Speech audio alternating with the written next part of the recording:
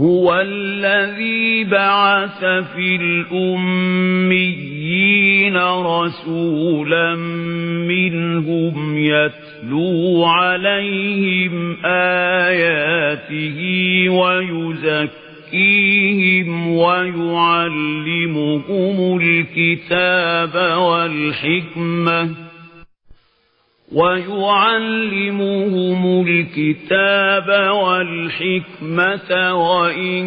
كانوا من قبل لفي ضلال مبين.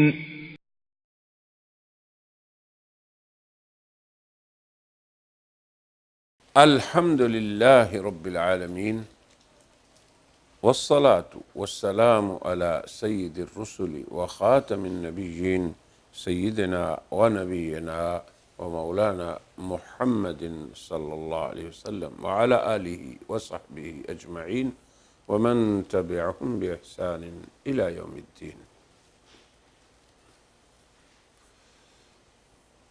أما بعد فأعوذ بالله من الشيطان الرجيم. هو الذي بعث في الأميين رسولا منهم يتلو عليهم آياته ويزكيهم ويعلمهم الكتاب والحكمة وإن كانوا من قبل لفي ضلال مبين وآخرين منهم لما يلحقوا بهم وهو العزيز الحكيم. وقال النبي صلى الله عليه وسلم الدين النصيحة. صدق الله وصدق رسول الله صلی اللہ علیہ وسلم. دین بھلائی ہے. ہمارا یہ ایک بڑا وسیع سلسلہ ہے جس کا ایک شعبہ مغالطات میں. شعبہ مغالطات کا یہ چوتھا مغالطہ ہے جس میں ہم یہ بتا رہے تھے پہلے حلقوں میں بھی کہ قادیانیت کے ہاں ایک غلط نظریہ ہے کہ نبی کریم صلی اللہ علیہ وسلم کی دو بیستیں ہیں، پہلی اصلی، دوسری ذلی اور بروزی. اصلی شکل میں حضور اکرم صلی اللہ علیہ وسلم صحابہ کرام میں آئے تھے اور ذلی اور بروزی شکل میں استغفر اللہ وہ مرزا صاحب کی شکل میں آیا ہے. اور ان کی دلیل یہ آیت ہے وَآخَرِينَ مِنْهُمْ لَمَّا يَلْحَقُوا بِهِمْ. اس پہ انہوں نے یہ بھی کہا کہ یہ شاہ صاحب شاہ ولی اللہ محدث دہلوی کا بھی نظریہ تھا جس پہ ہم نے مفصل بات کی کہ جو چیز شاہ صاحب نے فرمائی ہے کہ مفہم اعظم وہ ہے جس کی ایک اور قسم کی بھی بعثت ہو کہ اس کی امت خیر امت ہو اور اس کی امت جو ہے وہ دنیا کو خوشخبری دینے والی ہو، مشکلوں میں ڈالنے والی نہ ہو. اس سے آگے انہوں نے کچھ بھی نہیں کہا. لیکن یہاں پہ تو بات الٹ ہے کہ انہوں نے یہ بھی بتا دیا کہ دوسری بعثت وہ بروزی شکل میں ہوگی اور بندے کا بھی نام بتا دیا قادیانیت نے. اس لیے مناسب یہ ہوگا کہ ہم وآخرین منہم لما یلحقوا بہم جو بار بار قادیانیت کہتی ہے کہ اس آیت کو دیکھو، مناسب ہوگا کہ سورہ جمعہ کی اس آیت کی تفسیر کا ہم مختصر بیان کر دیں. اسی آیت کو قادیانیت نے دو بیستوں کے باطل نقطہ نظر کی بنیاد بنایا ہے. ہم مسلم مفسرین جن میں سے اکثروں کو قادیانیت مجدد مانتی ہے، اس آیت کی تفسیر میں ہم ان کے اقوال کو من و عن نقل کرتے ہیں. ابن کثیر یہ بھی مجدد ہیں قادیانیت کے ہاں. وہ باری تعالیٰ کے اسی ارشاد گرامی وآخرین منہم لما یلحقوا بہم کی تفسیر میں لکھتے ہیں قولہ هو الذی بعث فی الامیین رسولا منہم الامیون هم العرب. كما قال تعالى وكل الذين أوتوا الكتاب والأميين أأسلمتم فإن أسلموا فقد اهتدوا وإن تولوا فإنما عليك البلاغ والله بصير بالعباد۔ پھر وہ کہتے ہیں وتخصیص الأمیین بالذکر لا ينفی من عداهم ولكن المنة عليهم أبلغ وأأكد كما في قوله تعالى وإنه لذكر لك ولقومك وهو ذكر لغيرهم يتذكرون به وقوله تعالى وأنذر عشيرتك الأقربين فمثل هذه الآيات وأمثاله لا ينافي قول الله تعالى قل يا أيها الناس إني رسول الله إليكم جميعا۔ اب ابن کثیر جو اس آیت کی تفسیر میں فرما رہے ہیں وہ یہ ہے کہ امیین سے مراد عرب تھے جن میں حضور کی بعثت ہوئی، تو عرب کے ذکر کرنے سے وہ آگے فرماتے ہیں کہ خصوصی طور پہ ان کے ذکر کا یہ معنی نہیں ہے کہ عربوں کے علاوہ دیگر کے لیے آپ نبی نہیں، لیکن ان کے اندر حضور کی بعثت کا ہونا یقیناً ان پہ اللہ کا عظیم احسان ہے، عظیم احسان ہے۔ پھر ایسے ہی ایک آیت میں آتا ہے کہ یہ قرآن کریم آپ کے لیے اور آپ کی قوم کے لیے نصیحت ہے، تو اب یہ مطلب تھوڑا ہی ہے کہ آپ کی قوم کے علاوہ جو لوگ ہیں وہ اس سے نصیحت نہیں پکڑیں گے۔ ایسے ہی ایک ارشاد گرامی ہے کہ آپ اپنے قریبی خاندان والوں کو دعوت دیں۔ تو اس طرح کے جو ارشادات قرآن حکیم میں آئے ہیں اور جن لوگوں کا خصوصی طور پہ قرآن نے ذکر کیا، تو اس کا مقصد یہ نہیں تھا کہ اس کے علاوہ اس قرآن سے لوگ ہدایت نہیں لے سکتے۔ جیسے یہ بھی تو اللہ ہی کا ارشاد ہے کہ آپ کہہ دیں قل یا ایھا الناس انی رسول اللہ الیکم جمیعا، اے لوگو میں تم سب کی طرف اللہ کا رسول بن کے آیا ہوں۔ پھر یہ بھی ارشاد ہے قرآن حکیم میں لِأُنذِرَكُمْ بِهِ وَمَنْ بَلَغَ، آپ ان لوگوں کو بتا دیں کہ اس قرآن کے ذریعے میں تمہیں ڈراتا ہوں اور جس کو یہ پہنچے۔ اور یہ بھی قرآن کریم کے بارے میں ہے وَمَنْ يَكْفُرْ بِهِ مِنَ الْأَحْزَابِ فَالنَّارُ مَوْعِدُهُ، تو دنیا کے اندر جتنے گروہ انسانوں کے بستے ہیں جو بھی اس کا انکار کرے گا تو اس کا ٹھکانہ جہنم ہے۔ تو بہت سی ایسی آیتیں جن کے اندر خصوصی لوگوں کا ذکر ہے، اور پھر بہت سی ایسی آیتیں جن کے اندر عموم بشریت کا ذکر ہے کہ حضور اکرم صلی اللہ علیہ وسلم کی بعثت تو تمام مخلوق کے لیے، سرخ و سفید کے لیے، کالے اور گھورے کے لیے ہے۔ یہ جو امام ابن کثیر نے کہا ہے یہ اس کا خلاصہ ہم آپ کو بتا رہے ہیں۔ اور پھر اللہ تعالیٰ کا یہ ارشاد وَآخَرِينَ مِنْهُمْ لَمَّا يَلْحَقُوا بِهِمْ، اس کے بارے میں امام بخاری فرماتے ہیں حدثنا عبد العزیز، آگے سند بیان کرتے ہیں کہ عبد العزیز نے ہمیں بتایا حدثنا سلیمان، انہوں نے کہا کہ ہمیں سلیمان نے یہ روایت کی عن ثور عن ابی الغیث عن ابی ہریرہ۔ اب یہ ساری سند ذکر کرنے کے بعد وہ فرماتے ہیں متن حدیث کے طور پہ کنا جلوسا عند النبی صلی اللہ علیہ وسلم۔ اب جو راوی صحابی ہیں وہ کہتے ہیں کہ ہم رسول اللہ کے پاس بیٹھے ہوئے تھے تو آپ پہ سورہ جمعہ اتری، اور اسی کے اندر ہے وَآخَرِينَ مِنْهُمْ لَمَّا يَلْحَقُوا بِهِمْ، کہ کچھ ایسے لوگ بھی ہیں جو ان کو ابھی تک نہیں ملے۔ تو صحابہ نے پوچھا من ہم یا رسول اللہ، یہ لوگ کون ہیں؟ تو آپ نے جواب نہیں دیا، حتیٰ کہ 3 بار سائل نے یہی سوال پوچھا، اور ہم میں حضرت سلمان فارسی تشریف فرما تھے۔ تو رسول اللہ صلی اللہ علیہ وسلم نے فوضع رسول اللہ صلی اللہ علیہ وسلم یدہ علی سلمان، حضرت سلمان فارسی کے اوپر اپنا ہاتھ مبارک رکھا اور فرمایا لو کان الایمان عند الثریا لنالہ رجال او رجل من ہؤلاء، اگر ایمان ثریا جو بہت اونچا بعید ستارہ ہے وہاں بھی ہوتا تو اس قوم کے لوگ یا ان میں سے ایک اس کو وہاں سے بھی حاصل کر لیتے۔ اب اسے مسلم، ترمذی اور نسائی، ابن ابی حاتم، ابن جریر نے بہت طریقوں سے روایت کیا ہے۔ اب اس حدیث میں اس امر پہ دلیل ہے کہ یہ صورت مدنی ہے۔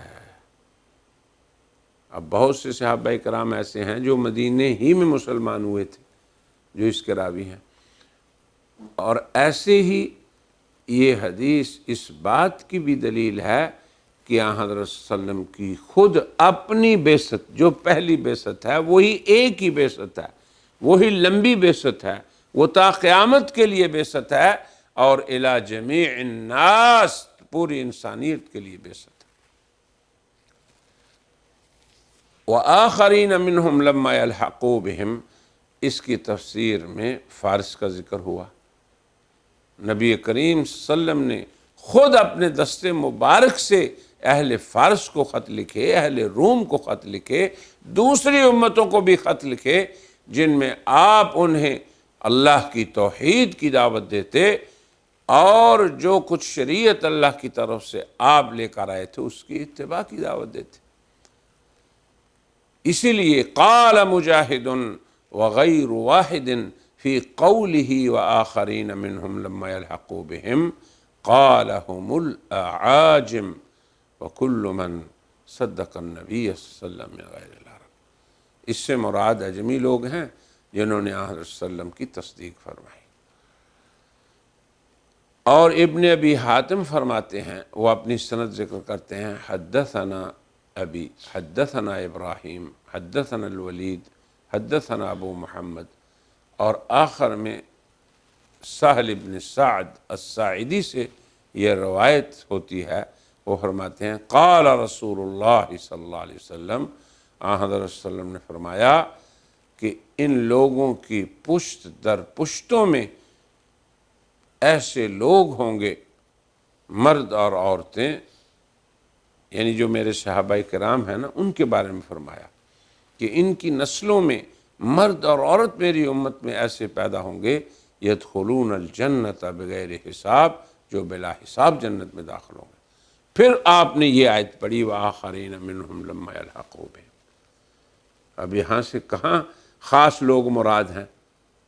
یعنی بقیت من بقی من امت محمد صلی اللہ علیہ وسلم، اور اللہ کا یہ فرمانا وَهُوَ الْعَزِيزُ الْحَكِيمُ کہ اللہ تعالیٰ صاحب عزت ہیں، صاحب حکمت ہیں اپنی شریعت میں اور اپنی قضاء و قدر میں۔ یہ سارا ابن کثیر کی بات نقل ہوئی ہے۔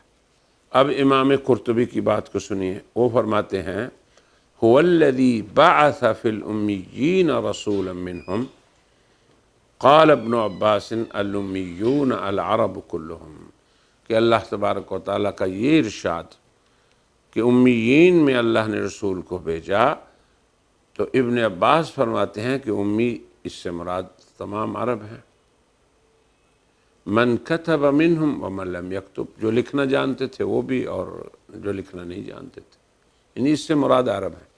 لأنہم لم یکونوا اہل کتاب، وہ امی اس لیے کہلاتے ہیں کہ ان میں کوئی کتاب نہیں تھی، کوئی اہل کتاب نہیں تھے وہ لوگ۔ وقیل الامیون الذین لا یکتبون، امی سے مراد وہ لوگ جو لکھنا نہیں جانتے۔ وکذالک کانت قریش قال الامی الذی یقرأ ولا یکتب، امی اسے کہتے ہیں جو پڑھ سکے مگر لکھ نہ سکے۔ تو یہ امام قرطبی نے اس آیت کی تفسیر میں لکھا ہے۔ وہ مزید لکھتے ہیں اللہ تعالیٰ کا یہ فرمان وآخرین منہم لما یلحقوا بہم، یہ امیین پر عطف ہے، یعنی جیسے اللہ تبارک و تعالیٰ نے حضرت محمد الرسول اللہ صلی اللہ علیہ وسلم کو امیین کا نبی بنایا، ایسے ہی اللہ تعالیٰ نے آپ کو بعد والوں کے لیے بھی نبی بنایا، آخرین کے لیے بھی آپ نبی۔ یہی تفسیر سب مسلمان اس کی کرتے ہیں۔ اس امت مسلمہ کے عہد اول سے لے کے تمام ادوار میں یہی تعریف ہوتی رہی، آج تک یہی تعریف کرتے ہیں کہ آپ امیین کے لیے بھی مبعوث ہوئے اور آخرین کے لیے بھی۔ اور یہ کہا کہ یہ با اور میم بہم اس میں آیا ہے، عطف کی وجہ سے منصوب ہے، یعنی یہ بھی ایک وہ دوسری روایت کی طرف اشارہ کر رہے ہیں۔ انہوں نے فرمایا یہ بھی درست ہے کہ یہ با اور میم پر عطف کی وجہ سے منصوب ہو، یزکیہم ویعلمہم، اس میں یہ بتایا کہ اللہ کے نبی ان کا تزکیہ فرماتے ہیں اور انہیں تعلیم دیتے ہیں، اور وہ مومنین میں سے دیگر کو بھی تعلیم دیتے ہیں۔ اب غور کریں کہ کیسے، اور وہ امیین جن میں آپ مبعوث ہوئے تھے اب بعد والوں کو کیسے تعلیم دیتے رہے؟ کیونکہ تعلیم جب آخری زمانے تک جاری رہے گی تو وہ تعلیم کس کی طرف منسوب ہوگی؟ پہلے معلم کی طرف ہی منسوب ہوگی، گویا کہ وہی ہے جس نے وہ سبھی کچھ کہا جو اس سے لیا گیا ہے۔ تو سارے کا سارا دین جو ہے حضور اکرم صلی اللہ علیہ وسلم سے لیا گیا ہے، پورا قرآن آپ سے لیا گیا، پوری سنت آپ سے لی گئی، اور تا قیامت یہی قرآن اور یہی سنت رہے گا۔ باری امام قرطبی مزید لکھتے ہیں کہ اللہ تعالیٰ کا یہ ارشاد کنتم خیر امت اخرجت للناس، تم خیر امت ہو جو لوگوں کے لیے نکالی گئی، اس میں 3 مسائل ہیں۔ پہلا مسئلہ، اب دیکھیں پہلا مسئلہ کیا ہے؟ ترمذی نے بہز ابن حکیم کی ان کے والد سے اپنے دادا کے حوالے سے روایت کی ہے کہ انہوں نے رسول اللہ صلی اللہ علیہ وسلم سنا کہ آپ صلی اللہ علیہ وسلم نے باری تعالیٰ کے ارشاد گرامی کنتم خیر امت اخرجت للناس کے بارے میں فرمایا، یعنی نبی کریم صلی اللہ علیہ وسلم نے فرمایا کہ تم 70 امتوں کو پورا کرو گے اور تم اللہ کے ہاں ان میں سے افضل ہو۔ ترمذی نے اسے حدیث حسن صحیح کہا ہے، اور حضرت ابو ہریرہ نے فرمایا کہ ہم لوگوں کے لیے لوگوں میں سے بہترین ہیں، ہم لوگوں کو زنجیروں سے اسلام کی طرف چلاتے ہیں، یعنی کھینچ کھینچ کے اسلام کی طرف اور اس خیر کی طرف لوگوں کو لانے والے ہیں۔ اور مسلمان ہمیشہ ہر دور میں انسانیت کی بھلائی کے لیے کوشش کر رہے ہیں، اور تا قیامت یہ سلسلہ جاری رہے گا۔ یہی بعثت ہے آپ کی، اولین کے لیے بھی اور آخرین کے لیے بھی۔